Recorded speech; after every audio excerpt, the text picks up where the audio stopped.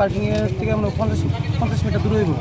আমি তো বাড়িতে আসলাম, কোথাও না, পরে দেখছি কি ফায়ার সার্ভিসে ফোন করছি। কিতা হয়েছে, ঘটনা কি হয়েছে? গাড়িটা দাঁড়িয়ে আসলো রাস্তার মধ্যে, কিসের গাড়ি?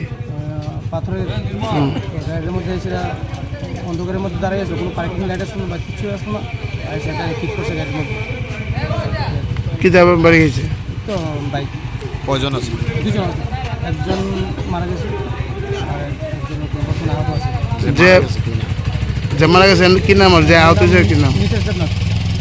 আর যে আপনার হসপিটালে ভর্তি আছে এর নাম হলো শঙ্কর দেববর্মা। এই বয়স কত হবে তারা? আমার মানে 33, দুজনের। এমন 33 বা 34 এরকম দুজনের সেম বয়স হবে। তো এই দোষ কিতা মনে করেন, বাইকের দোষ নাকি গাড়ির দোষ মনে? গাড়ির কোনো পার্কিং লাইট কিছু আসলো না, গাড়ির ড্রাইভার তো ফায়ার সার্ভিস আইসে পড়ো তাহলে ঘুমিয়ে আসলো, একদম পুরা মধ্যমত্ত অবস্থায় আসলো গাড়ি চালক।